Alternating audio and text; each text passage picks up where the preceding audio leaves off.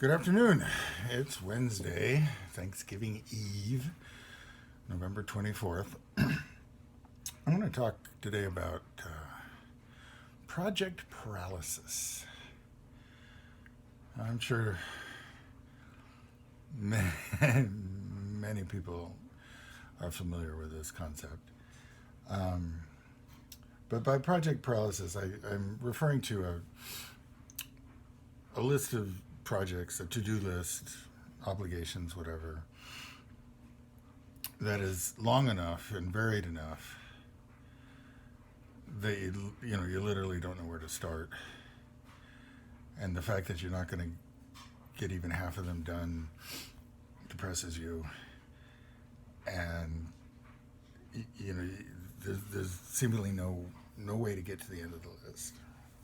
Okay, and that applies to everybody in life, more or less, who has things to do and is paying attention. It's not just about artists, but it can be extra difficult for artists because, of course, some part of your income potentially is based on getting things done. And if you're not getting things done, okay, that's going to affect your ability to carry on. In my case, I'm also having to cut myself some slack right now because part of what I'm needing to do I can't do because as you can see, the studio is still waiting for the walls to get done and so forth. Okay, I don't know if that's a reason or excuse, and certainly there's plenty to do on the list that doesn't involve being in the studio. But the studio cuts to one of the important things for me about project paralysis, and that is that certain projects, once I get into them, are energizing. They may not seem energizing from a distance. So, for instance, one of my projects is I need to go do some work with the chainsaw in the backyard. Okay. Chainsaw, okay, I gotta oil it. There's all the whatever associated with getting into that. And what I'm having trouble with is remembering that once I'm doing it, it's relatively energizing.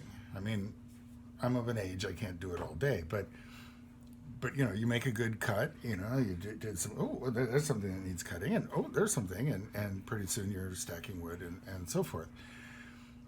And studio work is absolutely that way.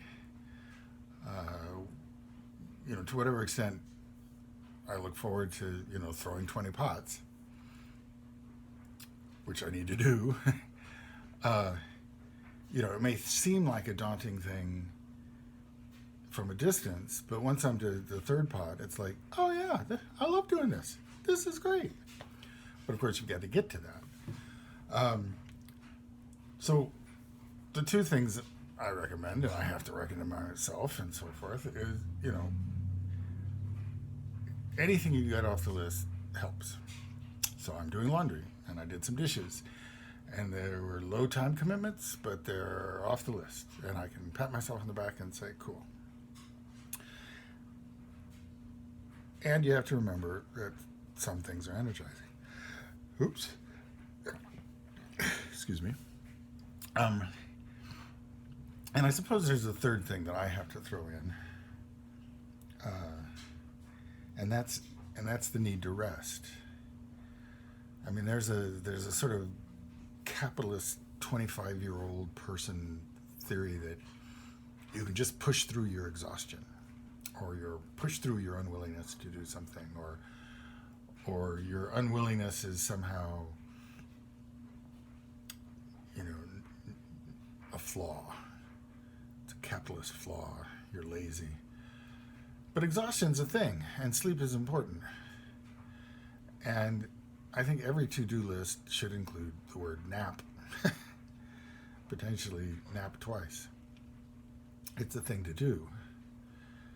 And again, it's one of those things that once you're doing it, you really enjoy doing it. And it may literally make the rest of the day or the rest of the chores easier to do or easier to start. There's an old proverb, well begun is half done. And nothing's going to get done off the list unless I start doing it. or make progress, or notice that I'm making progress, or view the task correctly in perspective in terms of how much of a burden it'll be or how much time it will take. It's a struggle. Everybody has it. But I think top of the list has to be take care of yourself. Certainly there are tasks that absolutely need to be done and absolutely need to be done by a certain date or time of the day or whatever. Pot show at 8 o'clock. But you need to cut yourself some slack. And just because you have a long list, it doesn't mean it's a bad list. If anything, you have a selection to choose from. Choose well. Naps are precious. Have a good day.